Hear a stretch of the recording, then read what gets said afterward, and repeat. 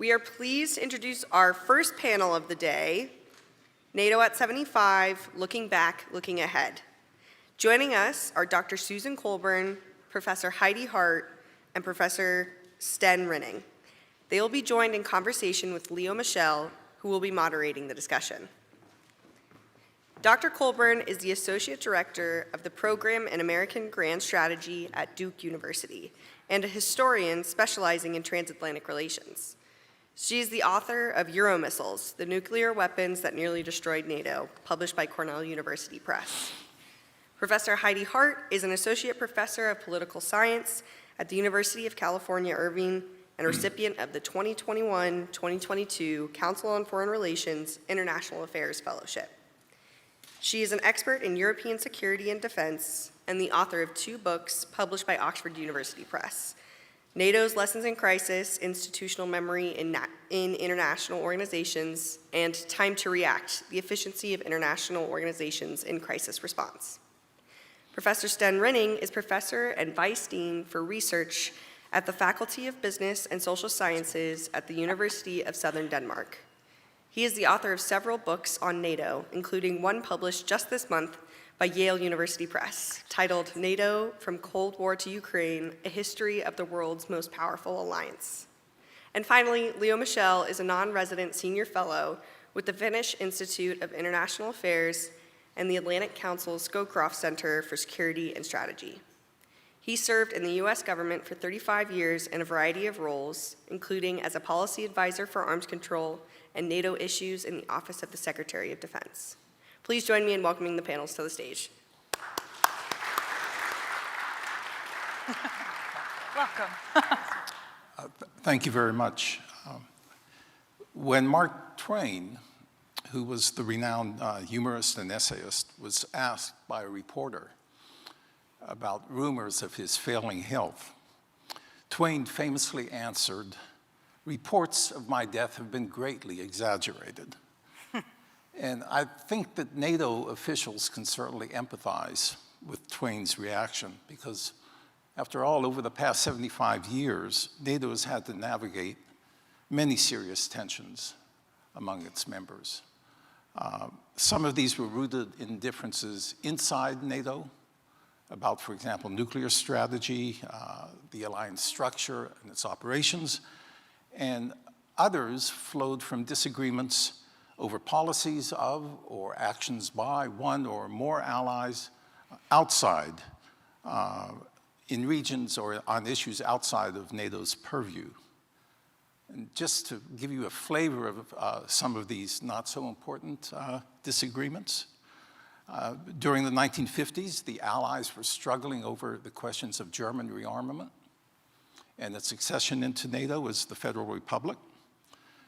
They debated the implications of a massive, what was called the massive retaliation doctrine, and that approach to nuclear strategy.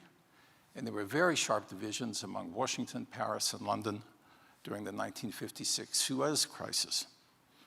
The 1960s saw intense debates over the concept of flexible response and very bitter and long-lasting recriminations over France's withdrawal from NATO's integrated military structure. In the 1970s, 2 NATO allies, Turkey and Greece, nearly went to war over the Cyprus issue. And the Euromissiles affair of the 1980s brought to the surface some long-lasting tensions and disagreements among allied governments. This was fed by massive public protests that at times seemed to pose an existential threat to the alliance itself. But it's important, given that background, it's important to keep in mind that ultimately the alliance remained strong during and after the Cold War because its members did not allow their differences ever to override their enduring shared interests and values. And I think interests and values are both important, have been both important to NATO. But of course, a lot has changed over the past 75 years. And so the question we have to ask is, will the past be prologue? And that's why we're going to have a 2-part discussion. First, Sten And Susie will have more to say about how NATO fared during the Cold War. And Heidi will reflect on lessons learned from NATO's post-Cold War experiences in, as Ambassador Smith mentioned, out-of-area operations. We'll then turn our attention to the current and potential future challenges facing the alliance, and I have the clock here, and I intend to reserve hopefully at least 30 minutes for questions from the audience. Let me start with Sten. Congratulations on your recent book. But as I mentioned, and it has been mentioned already, during the first 2 decades of the post-Cold War period, NATO's emphasis really did shift largely to crisis response and crisis management and counterterrorism in out-of-area operations. But Russia's full-scale invasion in 2022 certainly has put deterrence and collective defense back at the center of NATO's priorities. So kind of looking over the Cold War period, how has NATO's approach to deterrence and collective defense during that Cold War period influenced its structure, its assessments, and its policies and actions today? Basically, what's changed fundamentally and what hasn't? Well, thank you for that question. Let me first of all say what a pleasure it is to be here in Georgetown today and to be on this panel with Heidi and Susie. Change and continuity. It's obvious to in a way, be tempted to bracket about 30 years of crisis management and cooperative security and say, now we're back. NATO has come home, it's collective defense. And it's true, there are many parallels. And one of the parallels I like drawing on is back in the 80s, we used to say that the Europeans would always say, you're so lucky, America, you have President Reagan, you have Bob Hope, you have Johnny Cash. The Europeans would say, we have our heads of governments, but we have no hope and no cash. And here we go again. And so there are many parallels. Defense forward, reinforcements, coupled conventional defense to nuclear deterrence, manage the central front and the flanks, manage below the threshold threats from the adversary, Soviet Union, Russia, essentially manage escalation. All this is back. But I would put my emphasis on discontinuity. And this has to do with the fact that for those 30 years of crisis management and cooperative security, the muscle memory in NATO of collective defense went away.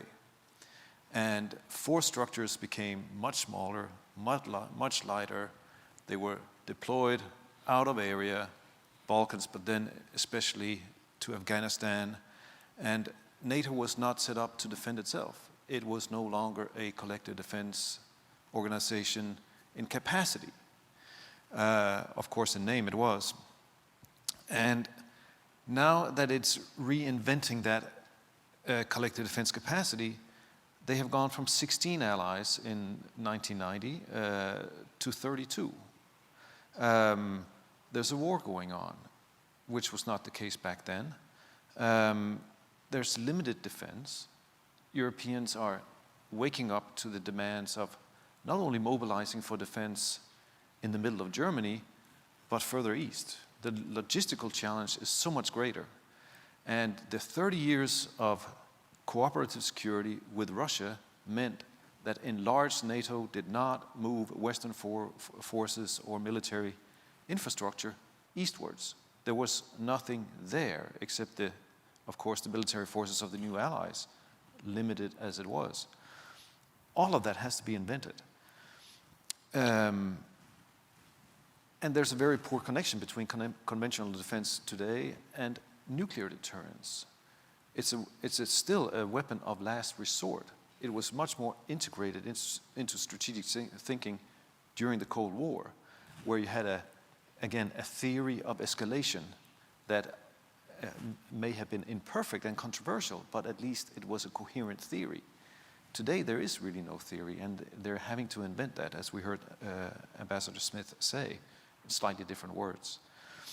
All of this has to happen in an alliance that is more complex. Not only 32 allies, but there's so much else going on in the alliance.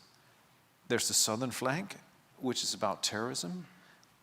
And if anything has caused a lot of headache in NATO in the 2010s, it's really not Crimea in the 2014 annexation.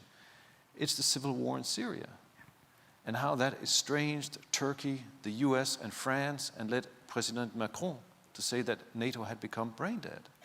That was Syria, that was not Russia. So the southern flank is a lot more difficult than during the Cold War. And then on top of that, you have China, is now in the strategic concept. Again, we heard Ambassador Smith say this, emphasize this. And the need, therefore, to develop partnerships with the key US allies in the Indo-Pacific. That was always NATO partnership policy. It was about creating a multilateral framework around US allies elsewhere. All this at a time when Russia is conducting major war in Europe. So the complexity compared to the Cold War is much greater. The muscle memory is low to non-existent.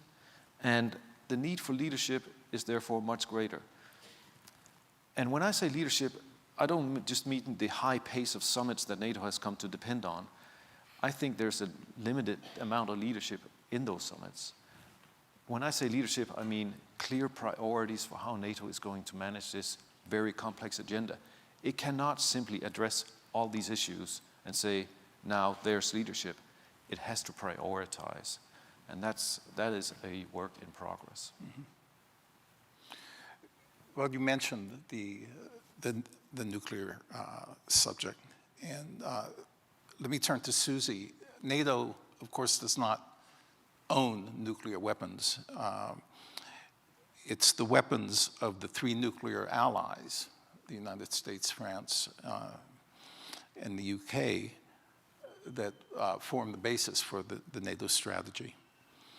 The goals of NATO's early nuclear policy, which were to deter aggression and reassure non-nuclear allies, did not fundamentally change during the Cold War, but the strategic balance has changed during that time, and NATO had to make important, sometimes very painful adjustments.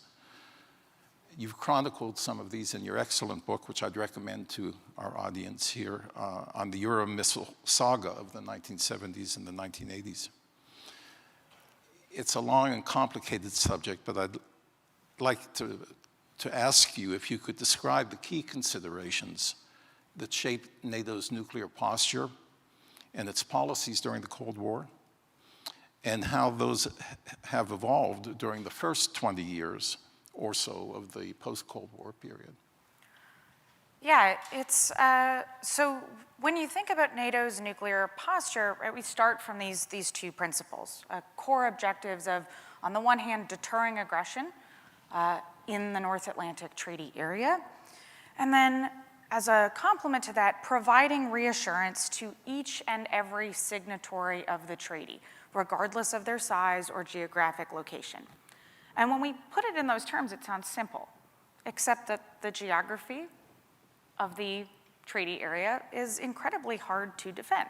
I always tell my students that if you had landed, you're a Martian, you land on Earth in the late 1940s, and you could design an alliance, NATO is the last thing you would want to design. You don't want your most powerful actor, the guarantor of security, the furthest from the flank you are trying to defend. Now, what those two components mean, right, deterring aggression and providing reassurance, change and evolve over time. In part, that's because the landscape changes, right? You have changes in nuclear weapons technology and capabilities, as well as in the threat perception, particularly of the Soviet Union, and then, of course, its core successor, the Russian Federation, after 1991. And so the alliance, as in so many places, needs to adapt. There are a few different areas or key themes we might pull out in NATO's nuclear posture over the years. The first being changes in doctrine and strategy. So at the time of the signing of the North Atlantic Treaty in April of 1949, the United States is the only nuclear power on the planet. That changes only a few months later when the Soviet Union detonates its first atomic weapon. And of course, that's a very different landscape to think about how you deter aggression or provide reassurance than one with a US nuclear monopoly. By the early 1950s, NATO had decided to rely heavily on nuclear weapons, including stationing US battlefield weapons in Europe, and relied on a strategy Leo referred to, right, of massive retaliation. Essentially, you're gonna go from 0 to 60 very quickly. Throughout the 1950s and 1960s, the viability of that massive retaliation strategy was heavily debated and contested, right? As many allies wondered whether the changing strategic balance between the Soviet Union and the United States, changing weaponry, meant that that massive retaliation would really protect them. By 1967, the alliance had adopted a new strategy of flexible response based on the principles of escalation, right? So they used all these rather hokey metaphors to describe it, a ladder with various rungs, a chain with various links connecting it. My favorite Britishism, a robe, a seamless robe of deterrence, right, that had no snags within it. At the end of the Cold War, the alliance's nuclear posture changed dramatically and was considerably reduced given changes in the overall threat perception. So significant cuts to the nuclear weapons at NATO's disposal across from strategic weaponry down to battlefield weaponry, but also a move to, as Sten said, right, the treating nuclear weapons as weapons of last resort, something that is still lingering in NATO's nuclear posture today. So if we have all these changes in doctrine and strategy, that's only one piece of the posture puzzle. Another is about reassurance. And reassurance is not easily calculated. It is in the eye of the beholder and ever changing. And in an alliance as large and unwieldy as NATO, you have a lot of actors with different perceptions of what will in fact reassure them. So NATO's nuclear posture is shaped by a series of proposals, successful and failed over the years, to share control and ensure greater input in the alliance about what weapons would be fielded, where they would be deployed, and of course, how and when they might be used. So I could point to the atomic stockpile proposals of the late 1950s, or the multilateral force and Atlantic nuclear force proposals that failed in the early 1960s. Instead, the alliance decided to create a committee, the Nuclear Planning Group, or NPG, which is still with us, and instead moved towards other forms of reassurance. So we could take, for example, the stationing of US weapons in Europe in the early 1980s, like the contentious Pershing IIs and Glickums. The other piece I would flag is that arms control has played a central role in NATO's nuclear posture, in large part to signal Allied intentions. And often NATO has relied on a paired approach where they will modernize or field new weapons, but also propose arms control talks alongside that to manage the costs of those deployments. And that's really drawing on a broader principle in Allied thinking that has long roots but was enshrined in the Harmel Report in 1967, pairing dialogue and defense. And so it's this paired approach, for instance, that forms the basis of the 1979 dual-track decision, which calls for the deployment of those Pershing IIs and Glickums I mentioned a second ago. As a concluding note, I'd say I focused primarily on the Cold War period because nuclear posture is so much less important in the post-Cold War period. Its centrality to the alliance recedes considerably in the early 1990s. I think this is something we're grappling with now, the sort of nuclear weapons, nuclear questions. The theory of deterrence is back, and we're trying to figure out how much of the old Cold War context can and should inform the conversations today. Good, and we'll come back, I think, in the second round here about looking ahead to some of the nuclear challenges. Heidi, and it's been mentioned this period since the end of the Cold War up until arguably 2 years ago with the Russian full-scale invasion of Ukraine, there's been this parenthesis where NATO is focused very heavily on out-of-area operations. These have included, just to remind everyone, peacekeeping in Bosnia, air campaigns in Kosovo, Serbia, and Libya, and the stabilization and training efforts in Afghanistan. One could add training of Iraqi security forces. And just to remind you, because we all suffer a little bit from amnesia here, at its high point, the NATO-led operation in Afghanistan included approximately a little bit more than 130,000 military personnel, 90,000 of whom were American, and 40,000 from allies and partners, 30,000 though strictly from allies, Canada and the Europeans. And there were, at one point, there were 6 of our NATO allies that suffered per capita more killed and wounded in action than US forces there. Certainly not to minimize the contributions, I would say, and the sacrifices of the American forces. But we shouldn't forget that bravery and also the losses were not a monopoly of the United States during this, what was a very long war. I think it is fair to say, though, that those operations have had mixed results. And you've written a book trying to look at how NATO went about trying to learn from these operational experiences. How does it learn as an organization? And let's start with the question, did the Allies even agree on where they've made strategic errors or what they accomplished through these operations, one of which, of course, is still ongoing, and that's the NATO presence in Kosovo, although much reduced since the immediate post-war period. That's right. Thank you again for the opportunity to be here to speak.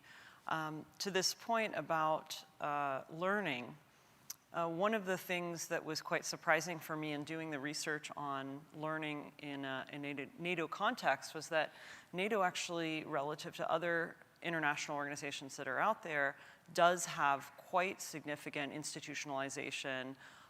You do have a lot of different offices. You have multiple places within the organization's bureaucracy for opportunities to learn, an entire NATO lessons learned process.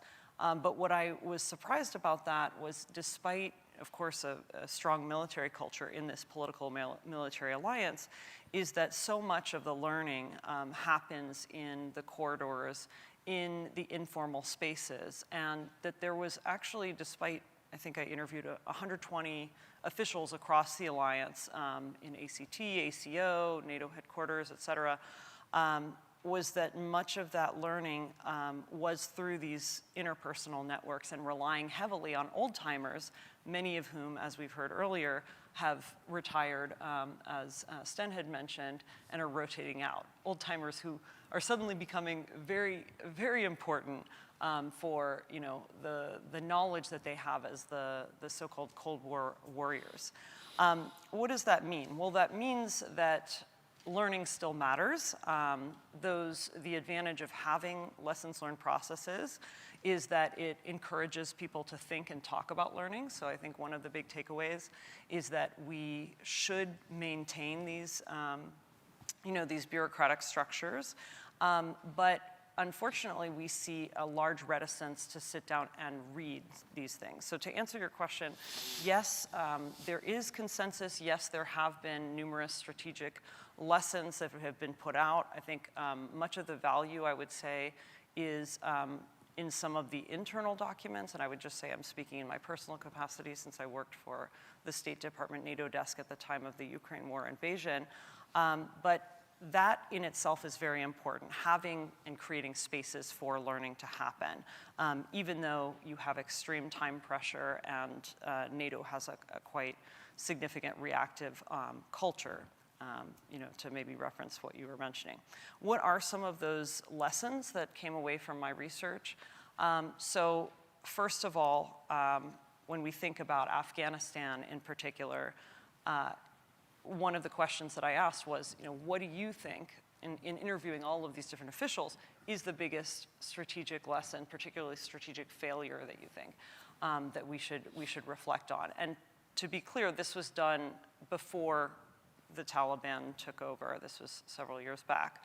But the key takeaway was civilian casualties, that we really underestimated the importance of civilian casualties. What's interesting about that is subsequently, we've seen scholarly research that's come out to show that, on a very subnational level, scholars have been able to trace how specific incidences of, violence against civilians then has translated to higher rates of radicalization in those areas within Afghanistan. So certainly we need to start from the premise of civilian casualties matter for clear moral reasons. I would say additionally, civilian casualties matter for operational effectiveness. And that was something that came out very clearly. I would very much implore anyone who is continuing to work on NATO today to not forget Afghanistan. There have been, like I said, these lessons learned processes.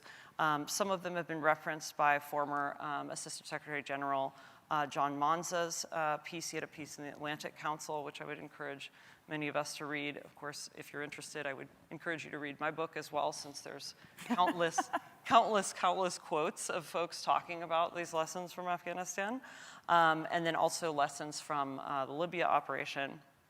But another issue is the SACEUR reports, right? That was something that, in interviewing folks, very few people that I interviewed had looked at those SACEUR reports. Would you want to explain the acronym, please? Sorry, this is I think it stands for Special Investigator General of Afghanistan. Yes.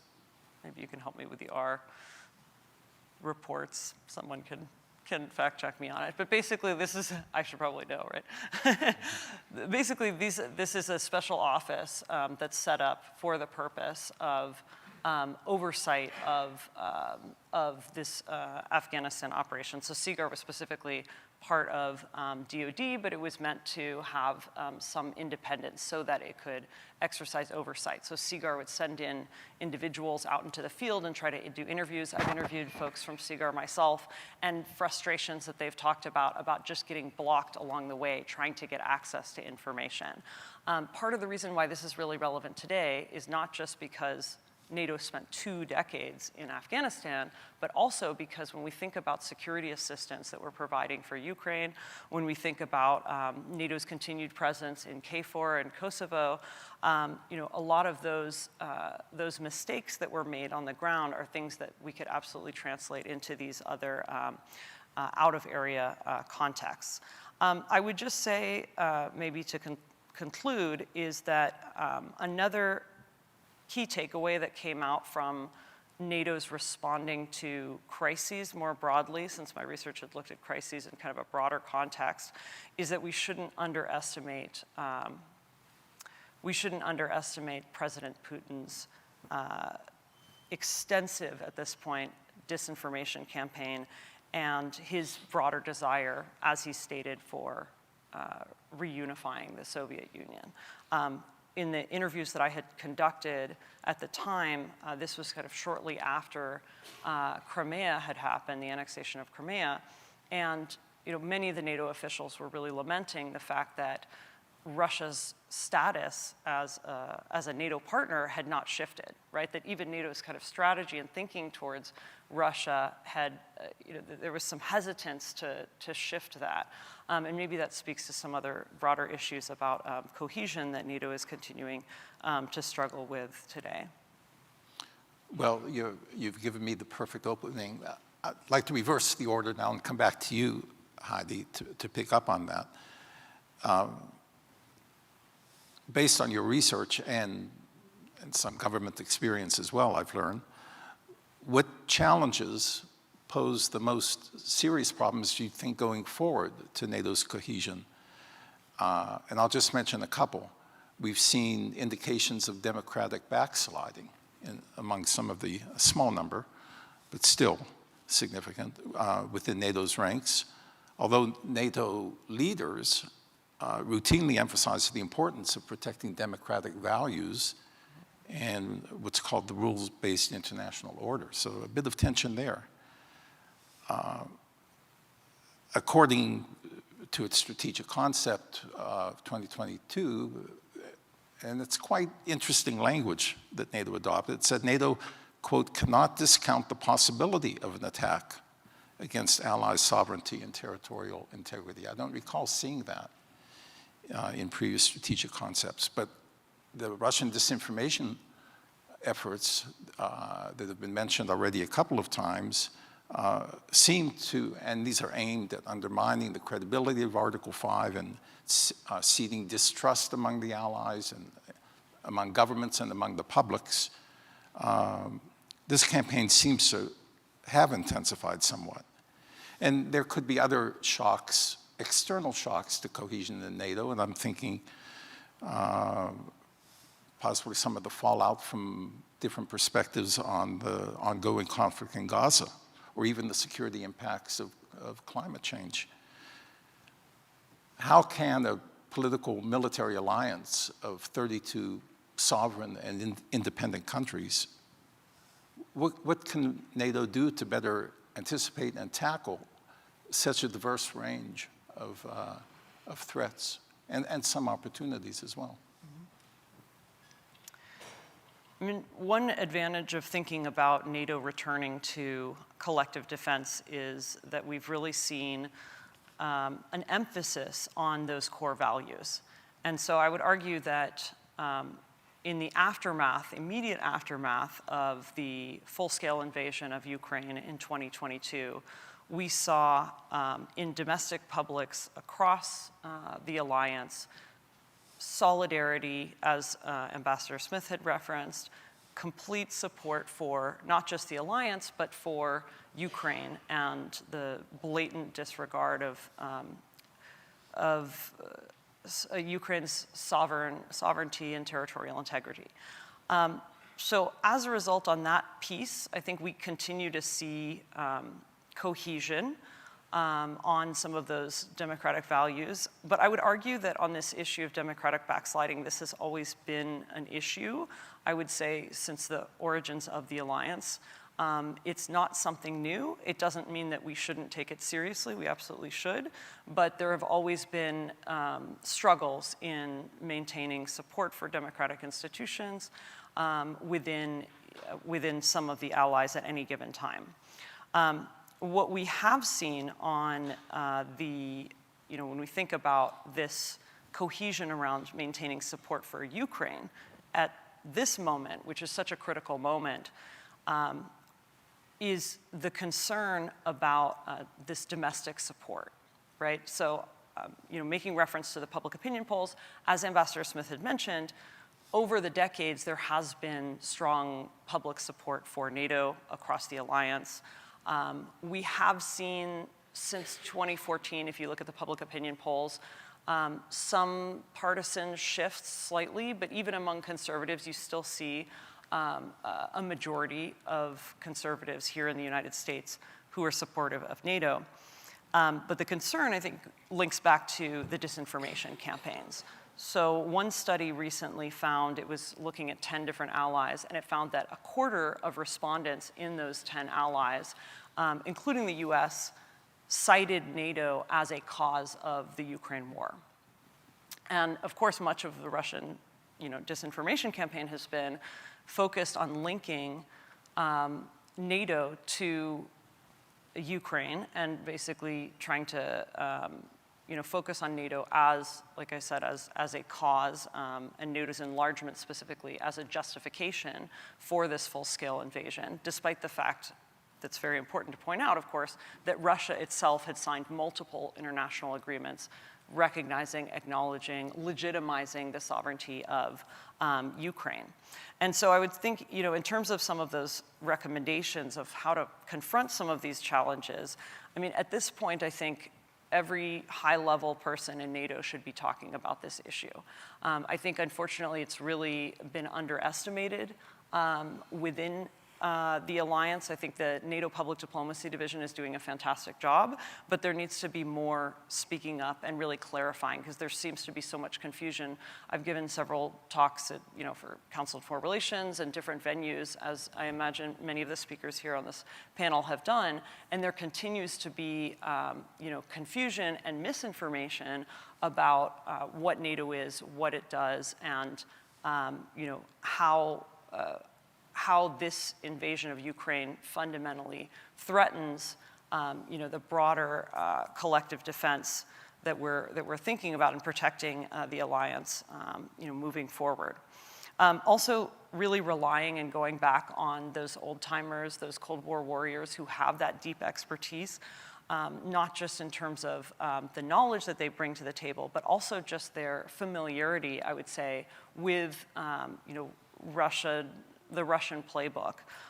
So thinking about the Eastern allies, thinking about the Balts, thinking about Finland, these countries that really have that experience, and not thinking, just because they're small allies, that they don't have something to bring to the table. That is of real value. On some of the other challenges, since you asked about some of the other big challenges that NATO is facing, above and beyond, right, the clear threat that we're all talking about today of Russian aggression against, other Eastern European countries, is the existential threat of climate change. So something that I'm working on right now, a lot of my research is focused on NATO adaptation, how NATO is changing over time. And so a co-author of mine, Jackie Burns, and I have interviewed 63 officials from across the alliance to try to get a sense at why and how is NATO adapting in the ways that it is to climate threats. And I think it's just important to point out that as an existential threat, climate change is a threat to deterrence. It's also a threat to NATO's ability to be interoperable. So as we see individual allies that are supposed to be meeting these pretty significant climate targets, they are moving in sometimes different directions and adopting different types of technologies. So how does that affect, to go back to the initial question, how does that affect NATO's ability to be effective in its operations? Can a British EV plug in Estonia, for example, as we start thinking about bolstering the eastern flank? Are NATO, defense plans, are these incorporating climate threats? Are O-plans having climate security? Is that an annex? Is that part of the planning process? Are climate threats part of tabletop exercises? Are they built into war games, these kind of things? So I think there's still this challenge among many folks in the military in particular, or this broader resistance to thinking about climate because of this stereotype of, climate is kind of a tree hugger type phenomenon, when in reality we can see, and people are living it every day, the ways in which climate threats are compromising the ability of the alliance to really do its job. Thank you. Well, I think we'll probably come back to this, and I would anticipate at least a question or so on that issue.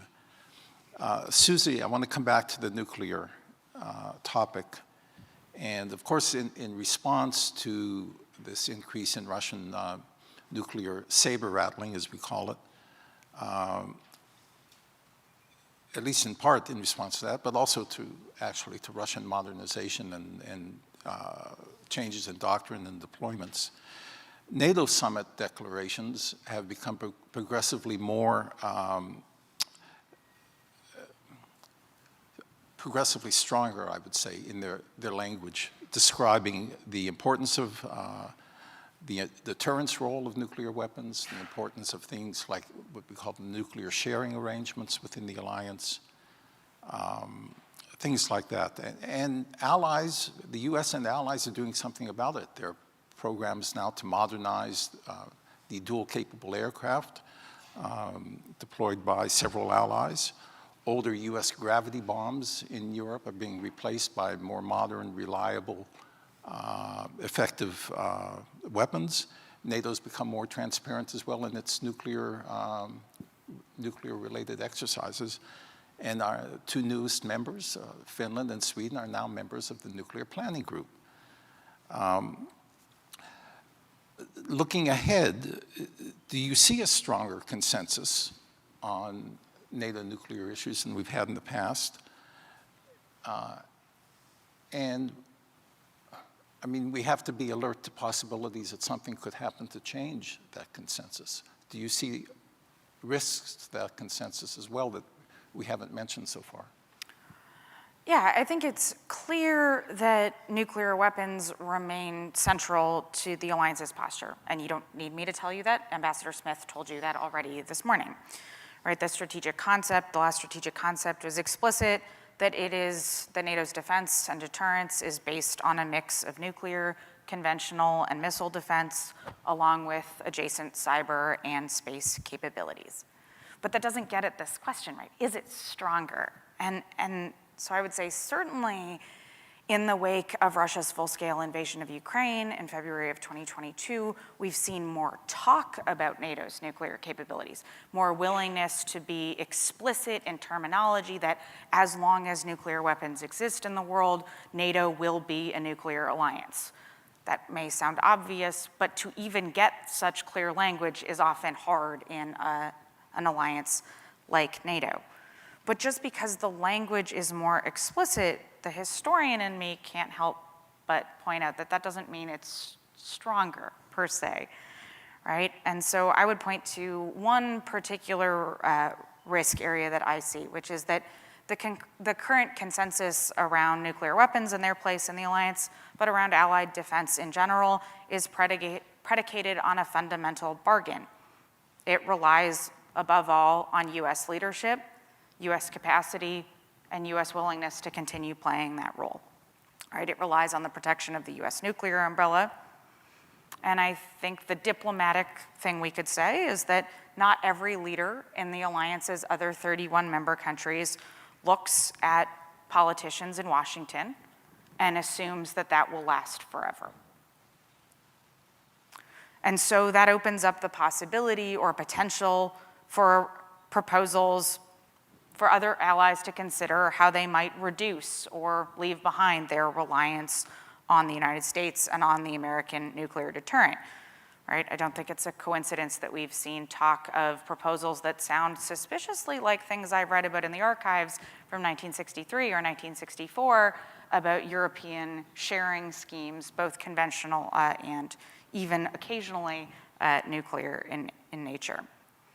So NATO, right, as Ambassador Smith told us this morning, is returning to the past and dusting off this old theory of deterrence. But I think any cursory review of NATO's history during the Cold War should be a pointed reminder that that nuclear posture was almost always contested. And that's because it's not based on firm, easily quantifiable, and agreed upon things. It's based primarily on emotions, psychology, perception, confidence, right? What I always bucket together as the fuzzy stuff. And plenty of other issues beyond nuclear posture shape that sense of confidence or whether an ally is reassured. So in the 1970s, nuclear debates about whether or not the United States could be trusted were impacted by everything from the conduct of the Vietnam War to Jimmy Carter's human rights policies, right? All of those things bore on how Washington's allies understood the US commitment to NATO and whether it was reliable. I think NATO's history also reminds us that sustained attention on the alliance's nuclear dimensions and nuclear capabilities can provide some degree of reassurance to publics, but it can also elicit broad concern about what a world with nuclear weapons looks like, right? If we look at NATO's history during the Cold War, there are recurring episodes of ban the bomb campaigns, anti-nuclear uprisings, and we shouldn't assume that those are inherently relics of the Cold War. We still live with nuclear weapons can still do immense damage, and we shouldn't be surprised that some people do not unquestioningly share the logic of deterrence as the best way to preserve their safety. And so if that consensus remains fragile today, I don't think that should surprise us, but rather it should be something that we can see very clearly from the alliance's past. managing that consensus will require, as it always has, careful and ongoing calibration to adapt to new circumstances and views. That's something that's been true for 7 decades, and I think will be as we move forward. Sten, I want to come back to you as the European on our small panel here to talk about the figurative elephant in the room. And I'm going to be less diplomatic, perhaps, than our moderator, David Sanger, and just remind the audience that in February, the Allies heard a former president of the United States claim to have told an Allied leader, quote, "You didn't pay? You're delinquent? No, I would not protect you. In fact, I would encourage them," he was referring to Russia, "to do whatever the hell they want," end of quote. Our allies have also witnessed his loyalists in Congress drag their feet on providing the critical military assistance needed by Ukraine. So I know you can't speak for Europe, but I'm going to ask you to take a stab at this anyway. What is the effect, from your perspective, of such statements and actions on European thinking about the credibility of US commitments to NATO? And can Europeans, I'll put this in air quotes, Trump-proof the alliance, as some have suggested in recent articles? So we're staying with nuclear issues, except the political kind, I guess. There's no question that Stoltenberg, Secretary General Stoltenberg, is trying to Trump-proof the alliance on Ukraine, setting up a policy that will be durable, whatever comes in November. However, the impact on European thinking, I would say, is considerable, and it is unprecedented in the history of the alliance. We've seen concerns with Russian or Soviet behavior before, and obviously Russia is on a warpath. We have not seen this level of concern with the American commitment to Europe. And come what may in November, it could be Trump, it could be Biden, there's a widespread sense that Biden, if he wins, will be the last truly transatlantic president of the United States. And Trump is not just Trump, it's about a political movement that has reached into Congress, that has captured a broad segment of the American population. And there's a sense that this is here to stay. However it expresses itself in American politics, this is a fact, and Europeans will have to live with it at a time when Russia is trying to impose great political change on Europe by way of war. And this is obviously shaking European politics in a big way. The most obvious example of how this has changed Europe is the fact that Finland brought themselves and Sweden into NATO. I would never have thought that it would happen in my lifetime, and I'm not that old. This is absolutely stunning that the Finnish president saw what was happening in Russia and said, this is so dangerous, we need to get into NATO. And the fact that the Swedes made it in as well. Something is really up. Back in the 80s, apparently I like the 80s, an American colleague wrote of European defense that it was sort of like a room full of filing cabinets looking at each other. Things are not that bad, but there's a lot to be done in order to see how Europeans will react to this. Let me just mention a few good things, and then I'll get to some things I think are more worrisome. The good things is that the European Union's common security and defense policy has collapsed. And when I say that, I mean it is being retooled. The old version, which was very much about autonomy and crisis management and reaching out of the area, is clearly not the answer to the collective defense challenge that Europe is facing. So there's a lot of energy being put in Europe into retooling EU instruments for collective defense at the defense industry level. And Ambassador Smith spoke to this. A lot of money is being put on the table. 80% of what the Europeans are buying today is being bought in the United States. They want, so 20% in Europe. They want that to be 50% by 2030, building up the defense industry because that is where capacities come from. More collaboration, defense industrial collaborations, more defense industry openness, more competition. You can say this is Europe's Pentagon moment. If all this works out, the defense industrial strategy of the EU, the US, Europe will gain a sort of Pentagon motor engine in European defense industry. That will be huge. We also see it with the European Peace Fund, of a facility it's called, which was all about funding crisis management in North Africa, but it has now become a security assistance fund for Ukraine. So collective defense is making its way into the EU, and the EU is, I think, working very well with NATO on resilience and how this is going to play together. Where I think the bad news sort of begins a little bit is this has to be translated into European capacity, operational capacity for defending themselves, ourselves. And things are moving slowly. I said that earlier.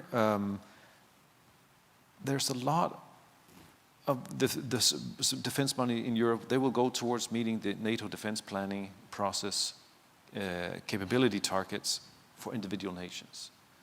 And that is fine, that's good.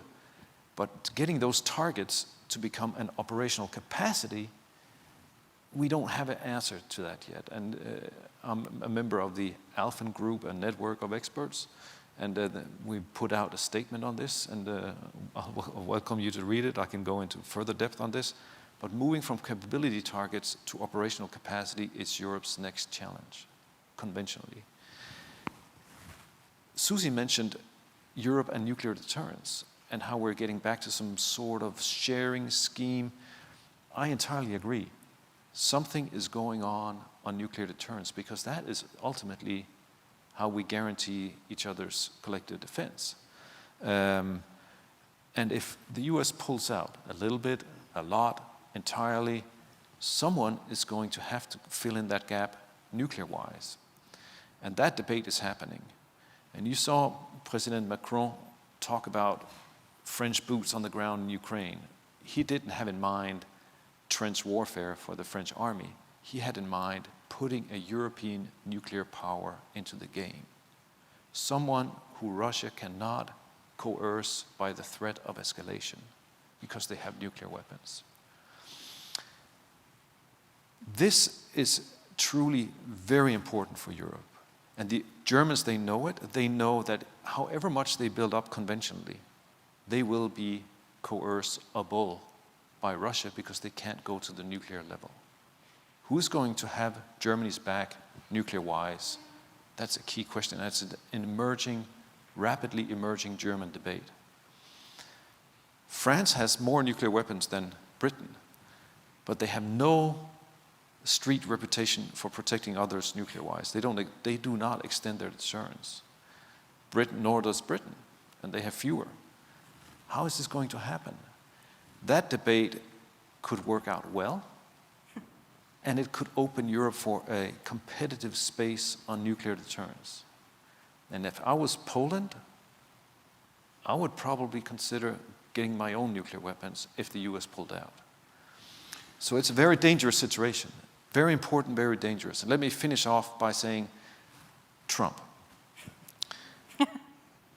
He is a phenomenon of north-south politics.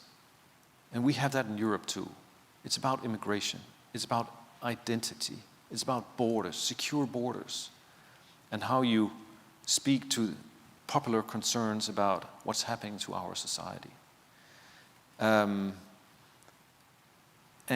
Europe's political center is as beleaguered as your political center. It's not holding very well. The fringes are mobilizing. There are all kinds of issues taking a stab at the political center. And the political centers are keeping the East-West axis against Russia together. And so CSDP's transformation, conventional buildup, nuclear debates with a political center that is not doing well. That's Europe's condition. And so let me finish that by quoting Donald Trump. We'll just see what happens. Touché. I've broken the promise. I said maybe 30 minutes. We have fewer than that for questions, but I would invite members of the audience who have questions, please. I would just say, let's try to keep them brief and let's take two at a time.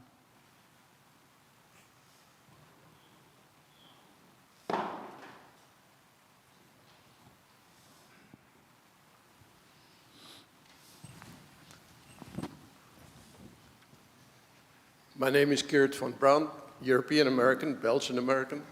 So I know Brussels, that's where I grew up. I think the United States and its allies haven't won a single war since World War II.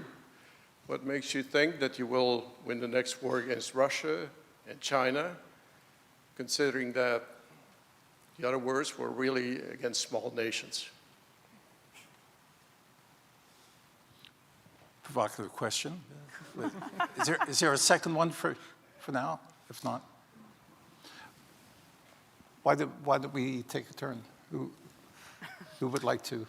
Well, I think the answer to that question is no one wants to fight a war with Russia. They want to deter it.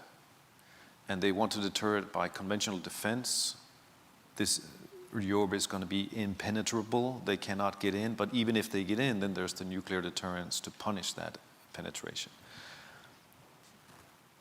There's no desire to fight that war. The war with China is going to be economic and technological, hopefully.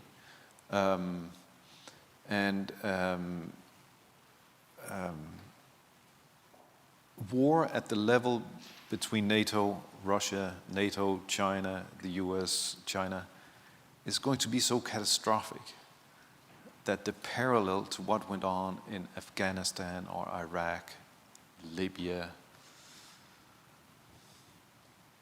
Kosovo, it's just a different ballgame. And you would hope that deterrence works. Maybe Sure. I'll just add on to that to say that there is a war underway, and that's an information war. And that's one of these concerns, right, that we're talking about here, is who is going to win that information war, and that's going to help decide who the next president is here in this country. That's going to decide who's elected in terms of, some of these governments in Europe where, as we heard, the center is a little bit wobbly. And there's also a cybersecurity war going on, right? I mean, as we heard earlier with Ambassador Smith's reference, every single day there are cyber attacks on NATO, on allied governments, by many of these large actors with whom we're talking about. And we hope, as we just heard, that we don't end up with a conventional or a nuclear war, and that deterrence works. Anything, Susan? I would just pick up, Heidi's mentioned a few times about information and the misinformation and disinformation landscape today. And I think we are recalling an old problem. So yes, it is acute today. But the Allied leaders of 1950 worried deeply about the popularity of ban the bomb campaigns and popular sentiment in favor of neutralism rather than support for building up what became NATO after North Korea invaded South Korea, right? And so there is a long tried and true information games surrounding the alliance, because leaders primarily in Moscow have known that cohesion is one of the most valuable things for the alliance. And in an alliance of democracies, turning public opinion against allies and publics against their governments is an easy source of leverage. So I think when you talk about talking to the old timers, right? Part of it is also just remembering our own history. The alliance has a long history, and it's not all good or instructive, but it can help us think through the challenges of how previous generations of policymakers grappled with not always the same, but similar problems over time. Sir, please. I'm Barry Poslin. I teach security studies at MIT. This is a great panel. I especially appreciated the engagement with nuclear issues, and I want to try and press you a little harder on the nuclear deterrence question. I'm an old dog, and I worked on NATO Warsaw Pact competition, back in the day, and it was very clear that NATO, right up to the end, relied very heavily on the threat of relatively early first use of nuclear weapons as a key part of its deterrent posture. And we threw everything but the kitchen sink at it in terms of nuclear weapons. That's how we got up to 6,000 or 7,000 warheads in Europe. The Allies were quite insistent that it remain this way, right? We could not get them to buy more than 30 days worth of conventional stocks to be able to fight in a conventional war, because they wanted the threat of nuclear escalation to be front and center. So I'm trying to come up to today and ask you to speculate a little bit on how this issue may play out, because as you have correctly said, in our narrative, we talk about a fairly extended non-nuclear campaign. We rely very heavily on the nuclear shield and the conventional shield. And the nuclear sword is meant to come out very late, if at all. And it is not clear to me at all whether countries have really engaged with the implications for their conventional force planning that this change has, right? NATO forces are still stuck in the size and organization that they generated for the last 30 years. There are no reserves. No reserves of people, right? And not just weapons, but reserves of people. So this is a high hill to climb, and I wonder, just this is future telling. How do you think this is going to play out as people really begin to engage with these issues that Sten raised, which is like planning real capabilities for real wars? Okay, thank you. Could we have a second question? And I would ask you, sorry let's try to keep them brief so we can get in at least a couple more here in our time. I realize it's a complicated subject, Barry. So thinking about strategic deterrence perhaps a bit differently, in 1989, I believe PepsiCo purchased Russian submarines and sold them to Sweden. Do we think that there's any creative approaches leveraging private sector today, understanding the capabilities, but perhaps not wanting to add to the shipyard graveyards that we've seen accumulate in India, for example? Is it really a build more capabilities question, or are we also looking at aging infrastructure across the board with all NATO and US SMR structures and whatnot, and there are also different guardrails that the US and NATO are subject to that India and Israel, I don't believe, were signatories to, for example. Thank you. Okay. Since I have already broken one rule, let's break one more, and let's just take the third question now, and we'll just cut it off at that point if we can. All right, Sir, please. Yeah. First of all, thank you for all being here. And Dr. Colbourn, I was actually in your Canadian International Relations class at the University of Toronto about 4 years ago. I know you probably don't remember me. It's wonderful to see you again. Yeah, it's good to see you again. So my question is, given that how conflicts have shifted in the past decade with now even NATO getting involved in Operation Inherent Resolve, which is American-led operations in Iraq and Afghanistan, of course, ending recently, and now there's a greater focus for the United States to play a more active role in the Pacific. How do you see, question for the entire panel, how do you see NATO adjusting to those commitments, that potential shift in military posture in the Pacific with all the different conflicts going on? Does it make sense for a alliance that was built primarily for the defense of North America and Europe to play a greater collective security role in the Pacific? And does it even make sense that, you know, we are kind of elevating all those non-NATO allies that we have in the region, Japan, South Korea, Australia, New Zealand, for example? How do they fit into that structure? Thank you. So could I ask each of you to maybe take, you can take your pick of the questions or parts of the questions, but each, if you can keep your responses to say 2 minutes or so, then we'll have time for closeout remarks. Sure. Want to start? Sure. Okay.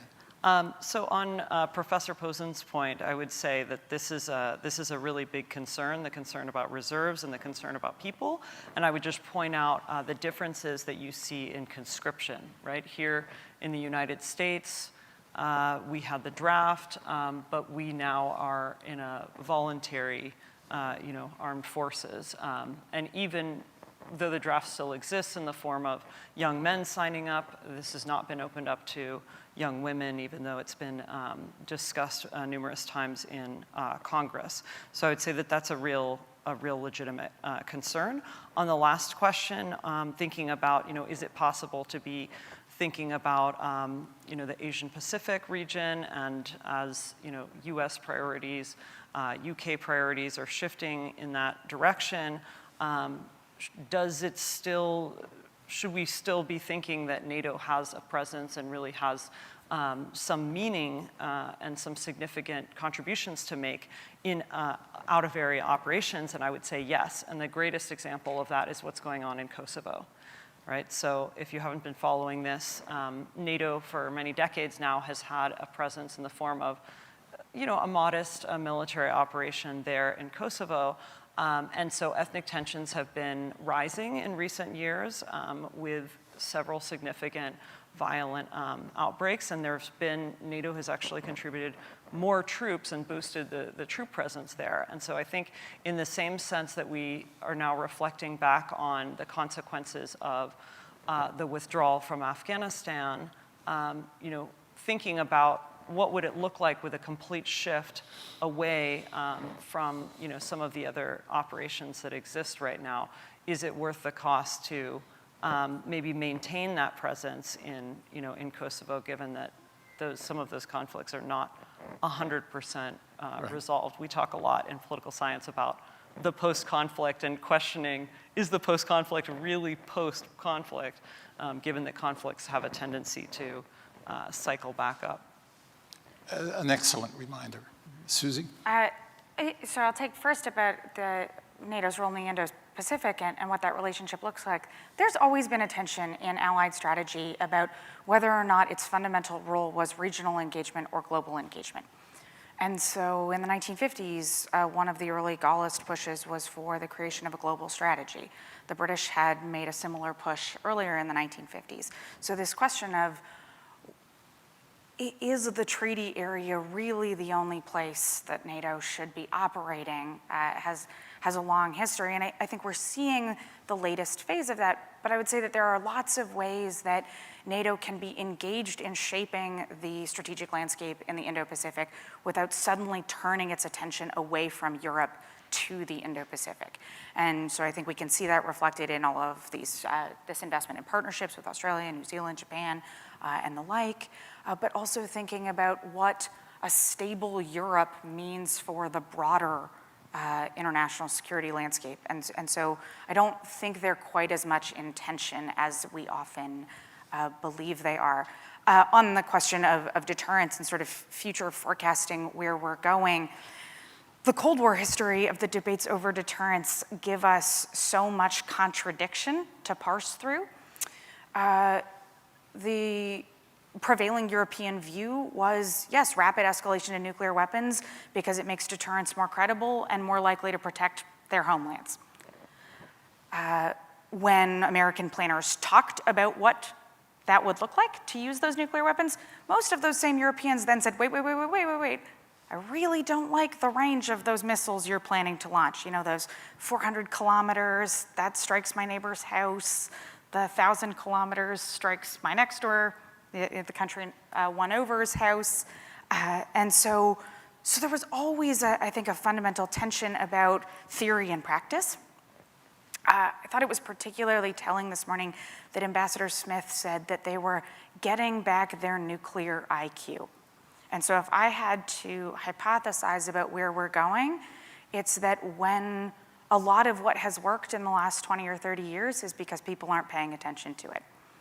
And now that the relationship between conventional and nuclear deterrence is back on the table in a real way, fundamentally inverted in major ways from what it was during the Cold War, with much greater emphasis on conventional capability. When people start turning over those rocks, I think people are going to find that the assumptions underneath them are very uncomfortable ones. And so I would speculate that we are due for a considerable round of probably very unpleasant debate about what's required and what the implications of that will mean, because the fundamental geography of the alliance is the same. How things impact a voter in Omaha, Nebraska is not how they impact someone in central Poland. Sten? Well, thank you. On the Indo-Pacific, I think, and maybe that was an accident, maybe it was deliberate, but you put it in exactly the right terms. NATO has a collective security role in the Indo-Pacific. Collective security, that is talking to the key US allies, getting them multilateralized in a dialogue on resilience, technology, disinformation. But on collective defense, NATO is and must remain Euro-Atlantic centric. It cannot, by its makeup and its complexity, take on a collective defense role in the Indo-Pacific. It simply would not work. And the way they address China is about China coming to Europe, as Stoltenberg has said, and then working the multilateral framework with these key US allies in the region. I think this is the future for NATO in the Indo-Pacific. As an American colleague of mine said, both Russia and China are headline news, but Russia is above the fold. I didn't quite catch the private market question, so maybe we can discuss this in the break. On nuclear issues, I think we have seen the future. And that is, the allies will want to play up conventional defense in a way that is bigger than during the Cold War. And it's true that during the Cold War, the Europeans wanted to accelerate escalation to get the US involved. The US sought to delay escalation beyond the conventional, so to not be involved in the nuclear weapon level. That was then. Now, NATO is at the point where they're really building up defense, so they're very careful to say defense and deterrence. And we see the plans coming out of the past 2 years of defense planning, 300,000 reaction troops, frontline defense, etc. It's all about not pushing nuclear issues to the forefront. Why not? One issue is that in Europe, as in the United States, I guess, but I know the European scene a bit better here, we have been through a couple of decades of hopefulness that perhaps nuclear weapons would go away. The abolitionist movement, or President Obama's Global Zero, public opinion has not come back to embracing nuclear deterrence as something that is beautiful and nice. And the political center I talked about that is not solid in any case is not about to go more solid if they embrace nuclear deterrence against their own populations. So there's a great big gap between where the population is on nuclear deterrence and where the political center is. A lot of political leadership, public education, may change this a little bit, and the Europeans will need to have this discussion in order to not end in that competitive space that I talked about, who's going to have the nuclear weapons. But another fact that has changed and which cannot be changed, rolled back, is the fact that NATO is now at the border of Russia. In the Cold War, the early stages of nuclear escalation were about the space in between the superpowers. So you could devastate parts of Western Europe, parts of Eastern Europe, and it would still not be strategic. Right? It would be tactical or intermediary.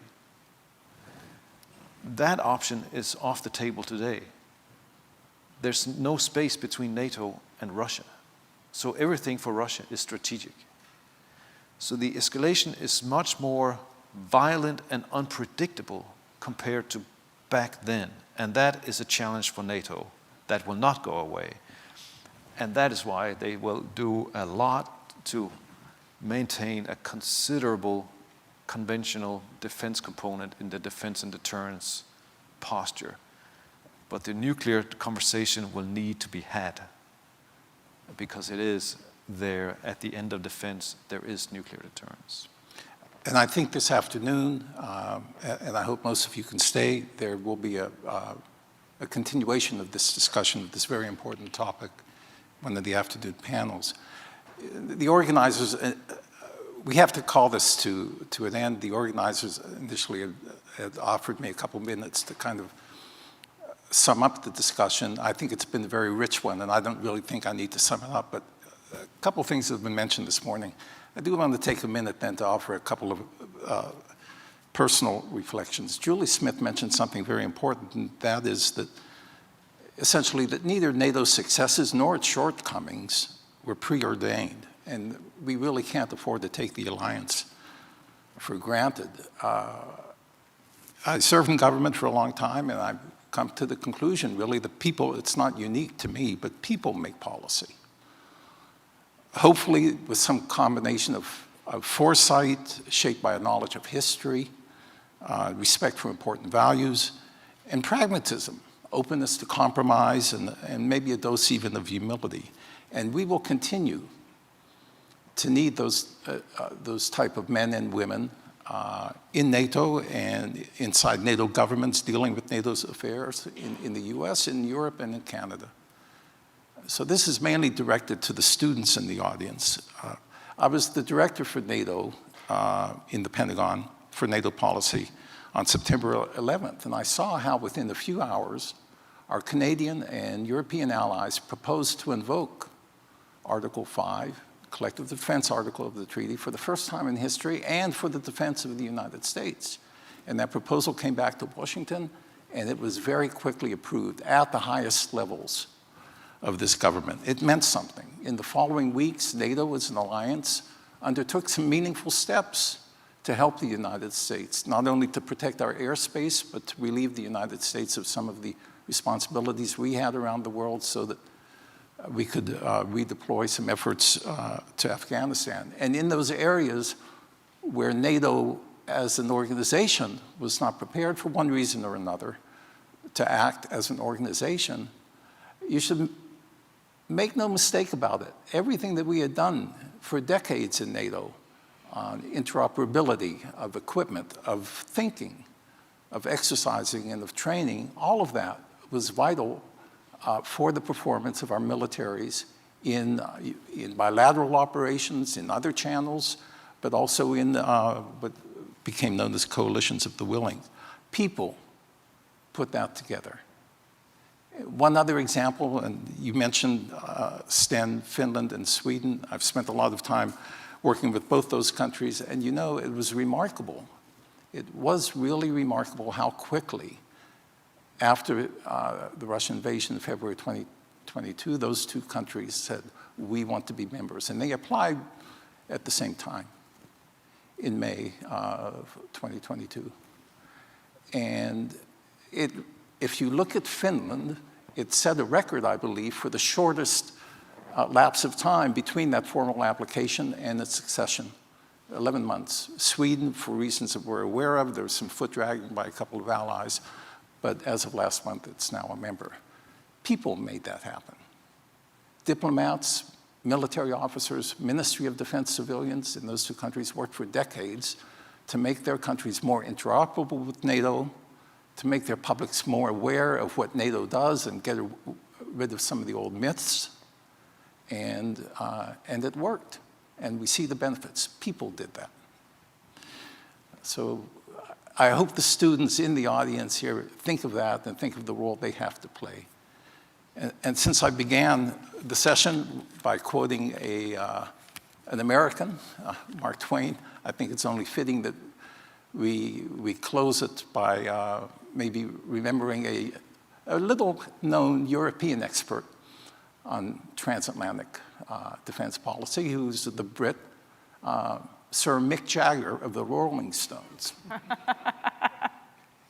And I think of him because, of course, NATO is not a perfect organization, but in one of his songs, Mick Jagger summed it up, I think, very clearly, my view of NATO. And remember, he's saying, you can't always get what you want. But if you try real hard, you just might get what you need. Please join me in thanking our panelists.